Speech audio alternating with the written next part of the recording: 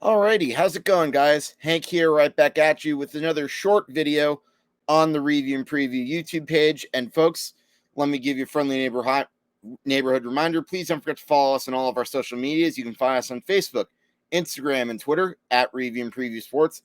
And of course, please don't forget to hit that big red button down below. Give us a like, give us a subscribe, give us a comment, and let us know your opinions on all thoughts that we have to share.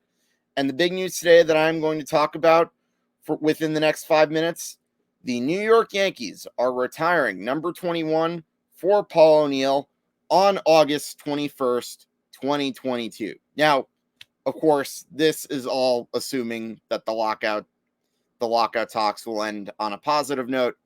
And this is also, and in other words, this is all assuming that we are even going to get a baseball season at all. Now, does this news sound like it could have been a distraction from the lockout talk and from the Yankees not even doing anything this offseason to improve or change their team? Possibly, but do I even care about that in the slightest? Not really. When I heard the news that the Yankees were going to retire Paul O'Neill's number, I personally thought that this was a pleasant surprise. And look, I know I can hear all the arguments coming in already. Oh, Paul O'Neill's not a Hall of Famer. Paul O'Neill was only a very good. Paul O'Neill's numbers don't make him a Yankee legend. Blah blah blah blah blah. Yes, I get it. The Yankees have retired a lot of numbers. That's what they've done. They have had a long history of excellence. Now, granted, it's been a long time since they've won a World Series, but that's a discussion for another day.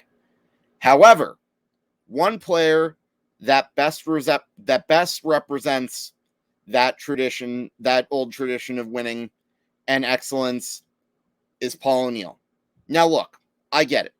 The numbers don't necessarily suggest to me that he was an all-time great. I mean, look, he only made 4 All-Star appearances in his 16-year career. He was never really in the discussion for the Most Valuable Player award, and he wasn't even a superstar. However, when you look at some of his numbers, to me that doesn't really matter. His career slash line: 303 batting average, 377 on base percentage, and a 492 OPS. I think the guy was a pretty damn good ball player. And another thing that the numbers don't really measure, when the Yankees traded for him, that was one step to them changing their culture. Now, look, yes, they would go on to win 4 titles in 5 years, but let's not forget, before Paul O'Neill came along, the Yankees went through 4 straight losing seasons. They were an absolute joke, and they were in a rebuilding stage. And when Paul O'Neill came, that was when things started to come together. When they had Buck Showalter as the manager, Bernie Williams would come along and join him in the outfield. And then later on, you would have the rest of the core 4 coming along. And as you know, the Yankees became a dynasty.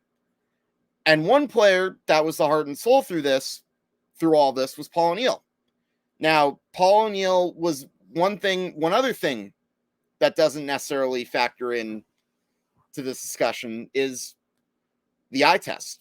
Oftentimes when Paul O'Neill came up, he was good for a big hit and a route and a hit in the middle of a rally here and there. He didn't necessarily have any one hit during the playoffs that stood out, but he was always in the middle of the big rallies when the Yankees would have those comeback wins during the late 90s.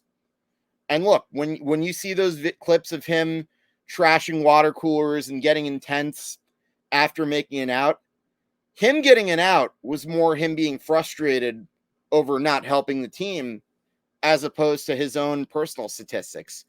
He was one of many players in that lineup that cared more about getting a win at the end of the day. And you know what? The guy was a winner.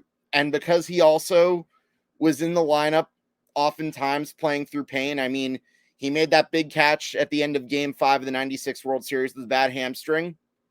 This guy, that was an example of what a warrior is. And for that, along with other reasons, it's why he was and always will be a popular Yankee among the fan base, and why after he retired, they never really gave out 21 other than that brief moment that LaTroy Hawkins wore at the beginning of the 2008 season. So at the end of the day, yes, I am all for Paul O'Neill getting his number retired. And I think the ultimate clip that shows you just how much he meant to this Yankee fan base was watch the top of the ninth inning of Game 5 of the 2001 World Series. Obviously, everyone, including Paul O'Neill himself, knows he's at the end of his career, but the fans keep on chanting his name. It's one of the most spontaneous send-offs that you'll ever see from a Yankees legend throughout the history, and something we've probably never seen before, and I don't know if we're going to ever see something like that again. Truly, truly goosebump worthy moment. And yeah, what more can I say? He was a Yankee great, and to this day I still enjoy listening to him as an analyst on the S Network. So in other words, he may not have the Hall of Fame numbers, but he was a winner. He represented what it meant to be a Yankee, and he was a great example for a great ball player. So I'm absolutely for Paul O'Neill getting his number retired. And as for me personally, I cannot wait to buy my tickets for this game, assuming, of course, we have a baseball season. Let me knock on wood for a second. But that's about all I really have to discuss with regards to Paul O'Neill's number retiring for today. Folks, if you like this short video, please remember to give us a follow on all of our social medias. You can find us on Facebook, Instagram, and Twitter at Review and Preview Sports. And, of course, if you like that video, please don't forget to hit that big red button down below. Give us a like. Give us a comment. Let us know your thoughts. Do you think Paul O'Neill's number should be retired? Do you think the Yankees have retired too many numbers? I would love to hear your opinions. But, of course, until next time, I'm Hank and Dichter, and I will talk to you guys later.